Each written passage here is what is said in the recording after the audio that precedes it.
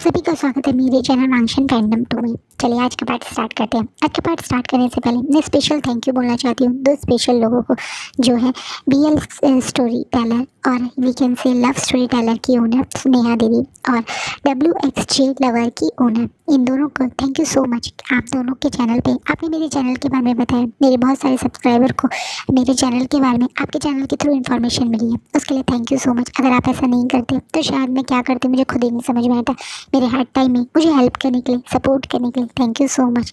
Now मैं उन लोगों को भी थैंक यू बोलना चाहती हूँ जो रेगुलरली मुझसे इंस्टाग्राम पे बात करके मुझे इनकरेज कर रहे थे, जिनमें से एक आन्या है, स्वाति है और तान्या है। आप तीनों का थैंक यू सो मच मुझे इस इंकरेज करने के लिए, इस न्यू चैनल को स्टार्ट करने के लिए। नाउ मैं सॉरी बोलना चाहती हूँ उन सारे सब्सक्राइबर को जिन्हें इस चैनल के बारे में मैं इन्फॉर्म नहीं कर पाई। गाइस मेरा चैनल हैक हो गया, इसलिए मैं खुद ही अपने वीडियो में अपने इस नए चैनल के बारे में नहीं बता पाई, उसके लिए सॉरी। अगर आप लोगों को मैं खुद बता देती तो आप लोगों को इतना स्ट्रगल ना करना पड़ता। आई एम सॉरी, मेरी बेवकूफ़ी के कारण मेरा चैनल भी चला गया और आप जैसे अच्छे सब्सक्राइबर भी मुझसे दूर हो गए, उसके लिए सॉरी। बट मैं थैंक यू भी बोलूँगी और इतने प्यारे प्यारे कमेंट करके मुझे मोटिवेट करने के लिए। आप ऐसे ही मुझे कमेंट करते रहिए, मुझे खुशी मिलती है। चलिए आज का पार्ट स्टार्ट करते हैं। लास्ट पार्ट में हमने देखा था कि वांग जी विहान क्लैन पे अटैक कर देता विंग को ढूंढने के मारे, लेकिन विंग उससे पहले ही अपने क्लैन यानी जियांग्स क्लैन के लिए निकल चुका है। अब आगे विंग न्यूसैन के साथ गिरता पड़ता घबराता हुआ अपने पैक यानी जियांग्स क्लैन पहुंचता है, इस होप में कि उसके मदर और फादर उसे देख के खुश होंगे, वो उसे ढूंढ रहे होंगे, उसके लिए परेशान होंगे। विंग न्यूसैन को अलविदा करके उनके एक तरीके से जियांग्स क्लैन के पास छोड़ के न्यूसैन उसे अपने पैक यानी वो न्यूक्लैन चला जाता है और विंग खुशी खुशी से एक्साइटमेंट में अपने घर पे जाता है। विंग खुशी में एक्साइटमेंट में अपने घर के पास ही पहुंचा था, तभी उसे बाहर कुछ आवाज़ें आने लगती, जिसके कारण उसका मन और उसके पैर वहीं रुक जाते हैं। आवाज़ें थी जैन फेमिया और मैडम यू की, जो आपस में बहुत गुस्से में लड़ रहे थे। मैडम यू गुस्से में जैन फेमिया को बोल रही थी कि कब आप अपना ये पागलपन बंद करेंगे, बंद कीजिए वी ऊशान को ढूंढना। इतने दिन में उसका कुछ पता नहीं चला है और अब तो सारी खबर भी मिल गई हैं कि किस तरीके से वैंकलैन को लांग वांगजी ने पूरी तरह से छान दिया, लेकिन वहाँ भी वो नहीं मिला।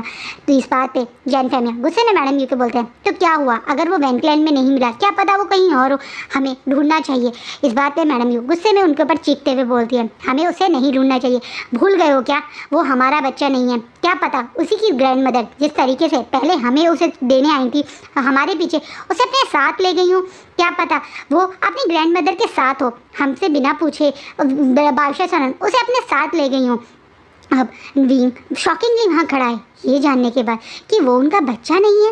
विंग का दिल तो बैठ जाता है, बचपन से यही तो उसके मदर और फादर हैं, यही तो उसकी लाइफ है, यही तो उसका क्लैन है, यही तो उसका पैक्ट है, भाई है, बहन है, सब कुछ यही तो है, और ये लोग कह रहे हैं कि वो किसी और से बिलोंग करता है। विंग का मन ये बात सुनकर बहुत ज़्यादा घबरा जाता है। जैन फेमिया अब थोड़ा शांत होते हैं और मैडम यू की तरफ देखते हैं, अब बोलते हैं हो सकता है ये सच हो, जिस तरीके से कई साल पहले बिना किसी को बताए वो हमारे पास आके हमें चुपचाप से विंग को दे गई थी, क्या पता वो ही चुपचाप से विंग को अपने साथ ले गई हूँ। ये बात हो सकती है क्योंकि विंग हमारे पैक का मेंबर नहीं है, वो जियांग्स का हिस्सा नहीं है। हो सकता है उसके 16 साल के होने से पहले ही उसकी ग्रैंड मदर इसलिए उसे अपने साथ ले गई हूँ ताकि हमारे पैक्ट के बाद उसके सच्चाई किसी और को ना पता चले। अब मैडम यू ये सोचते हुए कि उनके हस्बैंड उनकी बात सुन रहे, अपने चेहरे पे पूरे स्माइल देते हुए बोलती हैं अब तुम्हें समझ में आया मैं क्या कहना चाह रही हूँ, वो हमारे लिए एक पनौती था, अच्छा हुआ 16 साल के होने से पहले ही वो चला गया।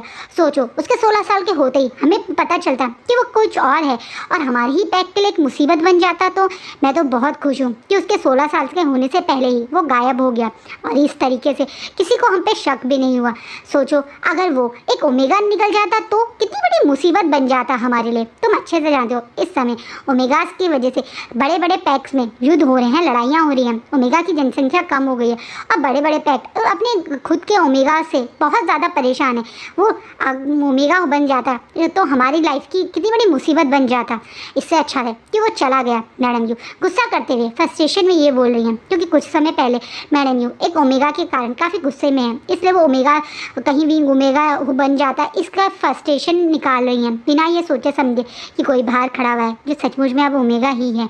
और ये बात सोच के उसका मन जैसे दर्द में दुख में डूबे जा रहा है। पहली बात ये उसकी फैमिली नहीं, दूसरी बात अगर ये उसकी फैमिली नहीं है पहले तो उसे ये पता चल रहा है कि वो ये उसकी फैमिली नहीं है, और अब ये उसका ओमेगा होना इस पैक के लिए मुसीबत बन सकता है। या मैडम यू कितना नाराज़ है इस बात को सोचकर ही उसका मन और ज़्यादा दुखी हो जाता है। जिन कदमों से एक्साइटमेंट में खुशी में वो दौड़ता हुआ अपने घर आया था, अभी उन्हीं कदमों को वहीं रोक के दुख में पीछे कदम लेने लगते हैं। भी अपने घर के अंदर एंट्री ना करके, या सच कहे तो जियांग्स मैंशन में एंट्री ना करके अब कदम मुड़ के वापस जाने लगता है, बिना कुछ सोचे समझे कि वो कहाँ जाए, किसके पास जाए, किससे मिले, किसे बोले। उसे कुछ समझ नहीं आ रहा है। अपनी फैमिली में नहीं जा सकता क्योंकि वो तो उसकी फैमिली ही नहीं है, और अब सब लोगों से उसने उसकी मतलब जियांग्स क्लैन ने ये बात छुपा रखी थी कि वो उसका रियल बेटा नहीं है। अगर वो किसी और को ये बात बताएगा तो उसका ये क्लैन, ये पैक्ट जहाँ वो पला है, पढ़ा है, जिन्हें वो अपना मानता था, वो सब खतरे में आ जाएंगे। वो ये बात सोच के बस कदमों से चलते जा रहा है। उसे भी ये पता नहीं था कि अब उसके साथ क्या होगा। उसके दिमाग में कुछ नहीं आ रहा है, उसे कुछ समझ नहीं आ रहा है, लेकिन उसके कदम खुद ब खुद अब कहीं जा रहे हैं, और जहाँ वो जा रहा है उसे नहीं पता वो कितनी बड़ी मुसीबत में जा रहा है, क्योंकि वो तो बेचारा अंधेरे में बिना कुछ सोचे समझे एक कहते हैं ना कोई सी भी बस पकड़ लेना, इस तरीके से पकड़ के उसमें बैठ गया। लेकिन जहाँ वो आखिरी स्टॉप पे पहुँचा है वो है ईलिंग शहर। ईलिंग शहर में पहुँच के वहाँ पे उसे समझ नहीं आता है, एक तो ये बिल्कुल स्ट्रेंजर शहर है, ऊपर से ईलिंग के बारे में पहले से काफ़ी अफवाहें हैं कि यह शहर बहुत ज़्यादा नेगेटिव है। यहाँ अधिकतर एक तरीके से बाकी क्लैंस के छूटे हुए लोग आते हैं जो बहुत ज़्यादा एक तरीके से गरीब हैं, बेकार हैं, कोई मतलब एक अच्छी पॉजिटिव यहाँ पे कुछ नहीं है, सिर्फ नेगेटिविटी है। उसे यही पता है, पर अभी तो उसे यहीं पे आना सही लगता है। घबराते हुए एक स्टोर के पास में जाके खड़ा हो जाता है, ये सोच के कि शायद कुछ खा ले पी ले, क्योंकि उसे अब थोड़ी सी भूख भी लगी है। थोड़े से पैसे हैं उसके पास जो शायद नहीं उसे दिए थे ताकि वो घर तक टैक्सी या कुछ करके ले जाए, लेकिन वो इतनी एक्साइटमेंट में था कि वो टैक्सी ना करके पैदल ही दौड़ता हुआ चला गया था। अभी इन्हीं पैसों से वो शायद कुछ खाना चाह रहा था, लेकिन तभी किसी के उसके कंधे पे हाथ आता है। घबरा के पीछे मुड़ता है तो उसकी आँख शौक में बड़ी हो जाती है कि ये कोई और नहीं बल्कि शुयांग था, और शुयांग के चेहरे पे बड़ी डेविल सी स्माइल आ जाती है। वो मुस्कुराते हुए इनके पास आता है और बोलता है, अरे माय बेबी ओमेगा, तुम यहाँ क्या कर रहे हो? मेरा ब्यूटीफुल सा ओमेगा इतनी रात में इस ईलिंग शहर में क्या कर रहा है? मैं तो उसे बड़े प्यार से अपने घर छोड़ के आया था, तुम यहाँ क्या कर रहे हो?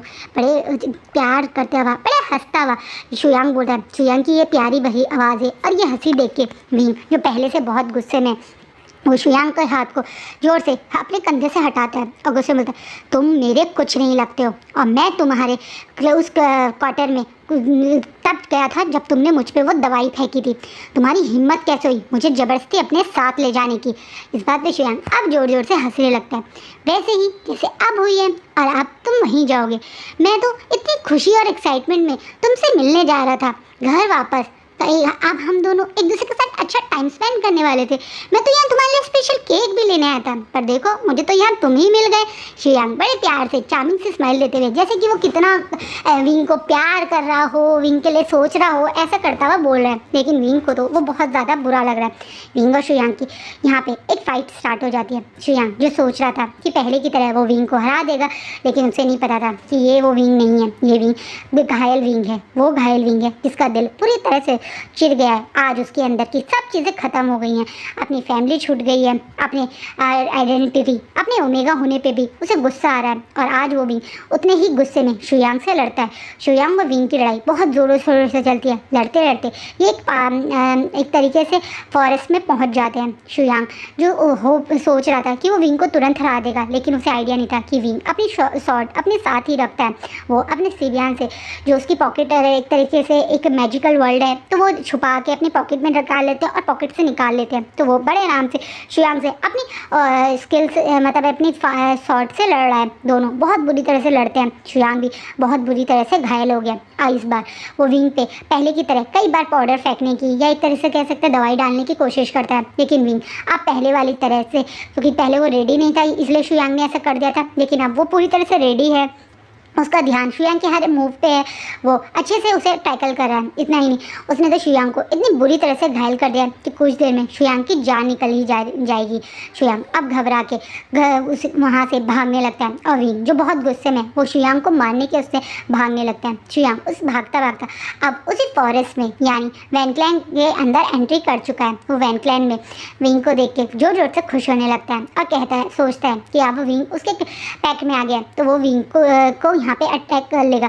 लेकिन इससे पहले शुयांग किसी को बुला पाता, कुछ कर पाता, विंग जो बहुत गुस्से में शुयांग को यहाँ फॉलो करता हुआ आ रहा था वो उसे वहाँ पे मार देता है। शुयांग को विंग इतनी बुरी तरह से मारता है कि शुयांग आखिरी में मरते मरते भी विंग को ऊपर दोबारा अटैक करता है, जिसके कारण अब विंग भी बहुत बुरी तरह से घायल है। विंग और शुयांग की इस खूंखार लड़ाई के कारण अगर शुयांग की डेथ हुई है तो विंग भी ऑलमोस्ट मरने वाली कंडीशन में आ गया। विंग शुयांग से एज में भी छोटा था, लेकिन उसने उससे अच्छे से फाइट किया, उसे मार दिया। ये बहुत बड़ी बात है। जिसकी बॉडी अभी नए चेंजेस से जिनके बीच में गुजर रही है, एक ओमेगा बन गया है विंग। तो विंग की बॉडी उतनी मतलब एक तरीके से वो इनर कोर उसकी स्ट्रॉन्ग है, लेकिन उसकी बॉडी तो ओमेगा वाली हो गई है ना, तो उसका थोड़ा सा स्ट्रगल तो कर रहा है ज़्यादा। लेकिन विंग कोई कमज़ोर तो है नहीं, विंग तो एक स्ट्रॉन्ग वॉरियर है। तो विंग ने अब पूरी तरह से फाइट करके शुयांग को मार तो दिया, लेकिन अब वो भी वहीं धड़ाम करके गिर गया है। उसकी हालत बहुत बुरी है। जब वो महसूस करता है कि वो वैनक्लैन में है यानी वैनपैक में है, तो उसके दिमाग में सबसे पहले वैंकिंग और वैनिंग का ही ध्यान आता है। वो बेचारा इस घायल हालत में कहीं जा नहीं सकता, तो उसे वैंकिंग और वैनिंग की ही याद आती है। वो पास में ही कहीं से एक स्टोर के पास जाके फ़ोन करता है वैंकिंग और वैनिंग को। वैंकिंग और वैनिंग उसकी आवाज़ सुन के और ज़्यादा घबरा जाते हैं और दौड़ के वहाँ पहुँचते हैं। तब उन्हें पता चलता है कि वैनक्लैन मतलब ये मेन जो सिटी है वैनक्लैन की, उस सिटी में नहीं है, बल्कि एक तरह से वैनक्लैन के अंदर है, लेकिन जो ईलिन शहर है उससे लगी हुई एक छोटी सी सिटी है जहाँ पे विंग अभी समय है। विंग मतलब वैंकिंग और वैनिंग रातों रात वहाँ पे उस सिटी के लिए पहुँच जाते हैं। जब वो लोग वहाँ पहुँचते हैं तो विंग की हालत देखे उसे तुरंत पास के एक हॉस्पिटल में यानी ईलिन के एक हॉस्पिटल में ही एडमिट करवा देते हैं। उसकी हालत इतनी ज़्यादा ख़राब है कि वो मतलब बहुत ज़्यादा बुरी हालत में। अब थोड़ा जब विंग को होश आता है तो वैनकिंग थोड़ा घबराते हुए बोले कि उसकी ये हालत कैसे हुई और वो यहाँ कैसे पहुँचा। विंग उसे बताता है कि वो अब अपने क्लैन वापस नहीं जा सकता। विंग रोते हुए वैनकिंग को, जिसे वो अपनी एक तरह से जीजे मानता है, वो उसे सच बता देता है कि वो जियांग्स क्लैन का मतलब जियांग फैमिया और मैडम यू का बच्चा नहीं है। वो वहाँ गया था तो मैडम यू और जियांग फैमिया की उसने बातें सुनी, उसके ओमेगा होने से उसे पैक पे फ़र्क पड़ सकता है और वहाँ वापस जाने से उसके पेरेंट्स खुश ना होके बल्कि और दुखी हो जाएंगे। वो ऐसा नहीं चाहता, वो अकेले रहना चाहता है। अगर वो लोग उसको इस तरह से गायब होके ही उनकी फैमिली को फ़ायदा है तो वो छुप के रहना चाहता है, किसी के आगे नहीं आना चाहता। विंग की बात सुन के वैंकिंग का मन बहुत भारी हो जाता है, लेकिन वैंकिंग उसे उसी में प्रॉमिस करती है कि जब तक विंग नहीं कहेगा वो भी किसी को विंग के बारे में नहीं बताएगी।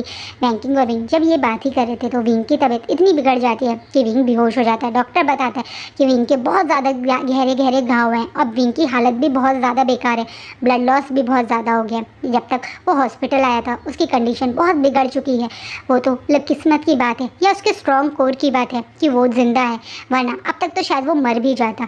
और इसी कारण अब वो एक डीप स्लीप में चला गया, वो एक कोमा में है। कब तक विंग उठेगा कोई नहीं जानता, और अगर वो उठेगा तो मतलब जब वो उठेगा उसके बाद ही उसकी फैमिली को इन्फॉर्म किया जाएगा। ये बात सोच के वैंकिंग चुप हो जाती है। वैंकिंग उस पर्सन से वादा करती है कि वो अभी किसी को इस बारे में ना बताए, इवन उसके अंकल वैन रोहन को भी ना बताए।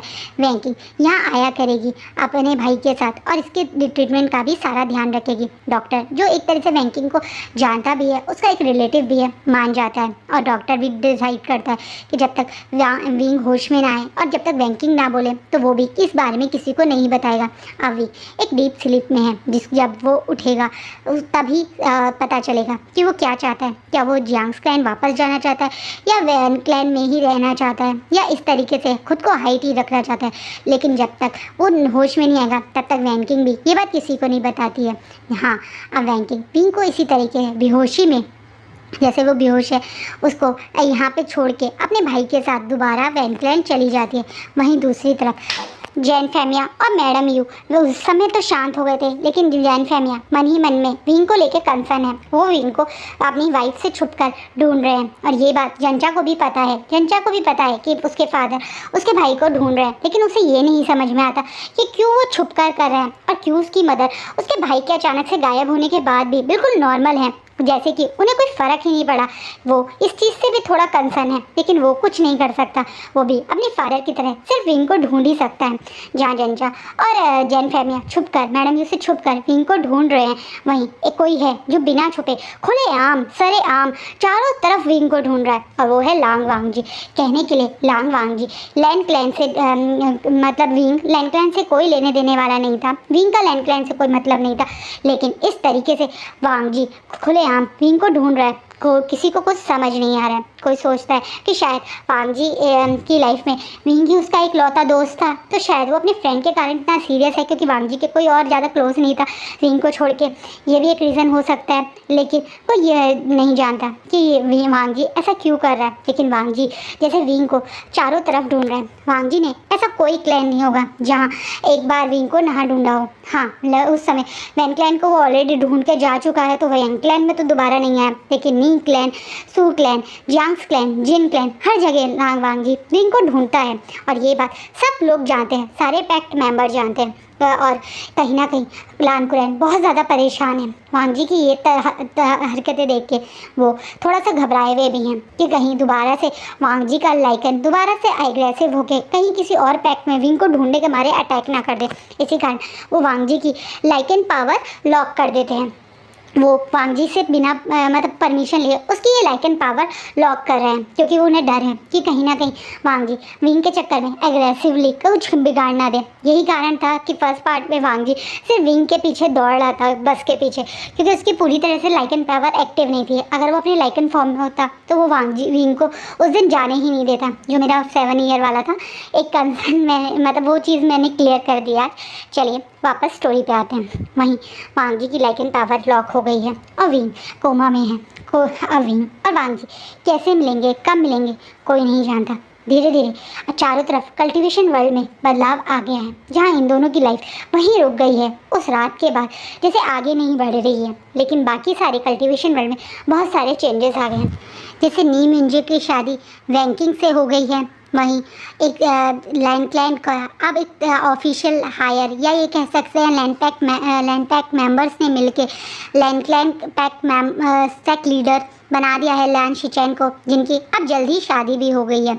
उनकी शादी कराई गई है लैन हुई से उनकी शादी सारे पैक मेंबर्स ने मिलकर करवाई है, क्योंकि लैन हुई ने प्रूव कर दिया कि वो ही शिचैन की मेट है। सिर्फ लैन हुई के पास से शिचैन के मेट की स्मेल भी आती है, जो कि शिचैन ने भी बाद में कंफर्म किया कि हाँ, वहाँ उनको लैन हुई के पास से अपने मेट की स्मेल आती है, और उन दोनों की भव्य तरीके से शादी हो जाती है। इस शादी में सारे क्लैन्स मेंबर आते हैं, यानी जिन क्लैन बाकी सारे क्लैन मेंबर वहाँ पहुँचते हैं। एक तरीके से ऑफिशियली अब लैन क्लैन को वैसे भी एक तरीके से इस पूरे कल्टीवेशन वर्ल्ड का हेड माना जाता है, तो अब उन्हें एक हेड अल्फ़ा की पोजीशन मिल जाती है, पूरे कल्टीवेशन वर्ल्ड के हेड अल्फ़ा, और उनकी लूना बन जाती है लैन हुई। इस पोजीशन से बहुत ज़्यादा खुश है, और एक तरीके से बाकी चीज़ें भी धीरे धीरे बदल रही हैं। वही वैंकी कहने के लिए नी मिंजे से मैरिड है, नी क्लैन पहुंच गई है, लेकिन उसके मन में बहुत ज़्यादा कंसर्न है अपने भाई को लेके। उनका भाई जो धीरे मतलब एक तरीके से अभी भी वैन क्लैन में है, वो नी मिंजे से कह के वैनिंग को वहाँ से अपनी क्लैन में लाने की सोच रही है, लेकिन वैनिंग वहाँ से नहीं आ रहा। ये सोच कह के कि अगर वो लोग लोग वहाँ से चले जाएंगे तो विंग का क्या होगा। विंग अभी भी वैन क्लैन में है और वो उसे वहाँ से कैसे क्लैन लेके जाएंगे वो इस कंसर्न में भी है।